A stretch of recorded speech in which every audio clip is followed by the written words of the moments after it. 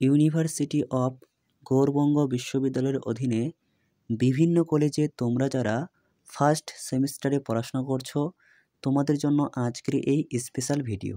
First সেমিস্টারে যাদের major subject হিসেবে বেঙ্গলি বা মেজর 1 অর্থাৎ বাংলা সাহিত্যের ইতিহাস, প্রাচীন ও মধ্যযুগ এই বিষয়টি রয়েছে, তার সম্পূর্ণ সাজেশন দিতে চলেছি আজকের এই ভিডিওটিতে। যে প্রশ্নগুলি খুব ভালো করে রেডি করলে তোমরা এখান থেকে 100% কমন পেয়ে যাবে। তাহলে শুরু করা যাক আজকের ভিডিওর মূল আলোচ্য বিষয়। তোমাদের বাংলা বিষয়ে মান 8-এর মোট 4টি প্রশ্ন লিখতে হয়। মূলত মান 8-এর প্রশ্নগুলি নিয়ে আজকের এই ভিডিওটি উপস্থাপন করা হয়েছে। একক 1 অর্থাৎ প্রাচীন যুগ ও আদি মধ্যযুগ, বাংলা সাহিত্যের আদি নিদর্শন থেকে চতুর্দশ শতক। এখান থেকে তোমরা পড়বে প্রথম প্রশ্ন, শ্রীকৃষ্ণ কীর্তন কাব্যটির পুঁথি কে কবে আবিষ্কার করেন? কত সালে কোথা থেকে গ্রন্থাকারে কাব্যটি প্রথম প্রকাশিত হয়? কাব্যটির সাহিত্য মূল্য নিরূপণ করে বাংলা সাহিত্যের ইতিহাসে এর ঐতিহাসিক গুরুত্ব সংক্ষেপে আলোচনা করো। খুবই গুরুত্বপূর্ণ। অথবা শ্রীকৃষ্ণ কীর্তন কাব্যটি কে কোথা থেকে আবিষ্কার করেন? এই কাব্যের মূল চরিত্রগুলির নাম লেখো।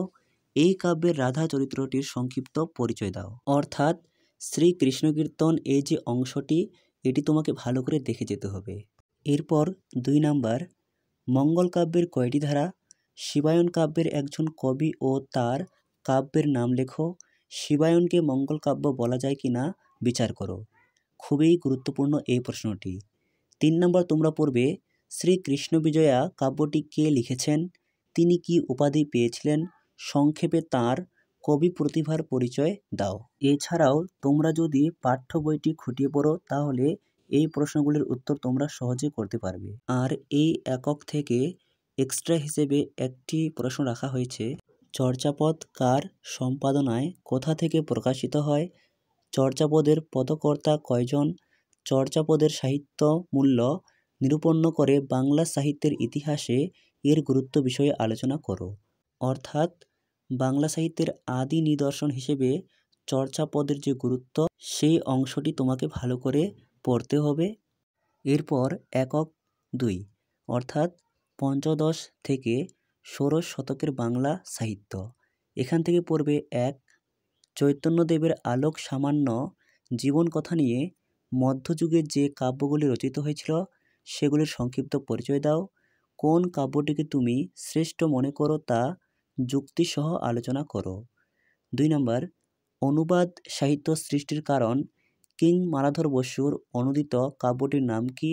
কাব্যটির জনপ্রিয়তার সংক্ষিপ্ত পরিচয় দাও। এটিও গুরুত্বপূর্ণ।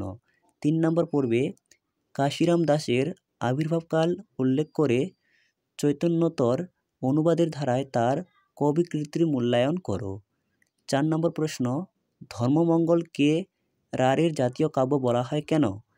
এই কাব্যধারায় একজন বিশিষ্ট কবির কাব্যকৃতির পরিচয় দাও। এই প্রশ্নটিও গুরুত্বপূর্ণ। এর পরের প্রশ্ন 5 নাম্বার, চণ্ডীমঙ্গল কাব্যের কয়টি খণ্ড ও কি কি? এই কাব্যের শ্রেষ্ঠ কবির কাব্যমূল্য বিচার করো। 6 নম্বর পড়বে মধ্যযুগে রচিত চৈতন্য জীবনী সাহিত্যের পরিচয় দাও। কোন কাব্যটিকে তুমি শ্রেষ্ঠ মনে করো তা যুক্তিসহ আলোচনা করো। আর এখান থেকে এক্সট্রা হিসেবে একটি প্রশ্ন রাখা হয়েছে, শাক্ত পদাবলী বলতে কি বোঝো? বিজয়া পর্যায়ের পদ রচনার শ্রেষ্ঠ কবি কে? তার সাহিত্য প্রতিভার সংক্ষিপ্ত পরিচয় দাও। অথবা শাক্ত পদকর্তা রামপ্রসাদ সেনের কবি প্রতিভার মূল্যায়ন করো। মাত্র এই কয়েকটি প্রশ্ন পড়লে তোমরা এখান থেকে অনেক কমন পেয়ে যাবে।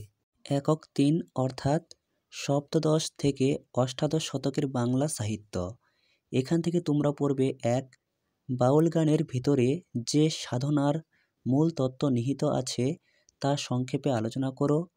একজন বাউল কবির কাব্য প্রতিভার পরিচয় দাও। খুবই গুরুত্বপূর্ণ এই প্রশ্নটি। 2 নম্বর পড়বে বাউল কথাটির অর্থ কী? বাউল গানের মধ্যে সাধনার যে মূল তত্ত্ব নিহিত আছে তার পরিচয় দাও। 3 নম্বর প্রশ্ন, গীতিকা কি? এই শ্রেণীর রচনার বৈশিষ্ট্য উল্লেখ করো। মৌখিক সাহিত্য হয়েও গীতিকার গুরুত্ব কতটা তা সংক্ষেপে আলোচনা করো। খুবই গুরুত্বপূর্ণ। 4 নাম্বার, সপ্তদশ থেকে অষ্টাদশ শতাব্দীর উত্তরবঙ্গের মনসামঙ্গল কাব্যের প্রধান দুজন কবির পরিচয় ও কাব্য রচনার বিবরণ দাও। এটিও গুরুত্বপূর্ণ। এরপর 5 নাম্বার, রবীন্দ্রনাথ কবিগানের জন্মলয়টিকে কিভাবে পরিচালিত করেছেন?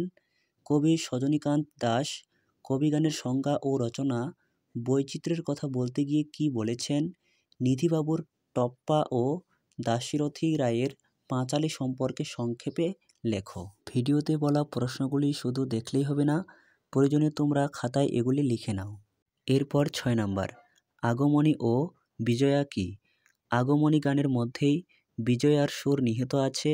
কয়েকটি শাক্তপদ অবলম্বনে মন্তব্যটির সার্থকতা বিচার করো।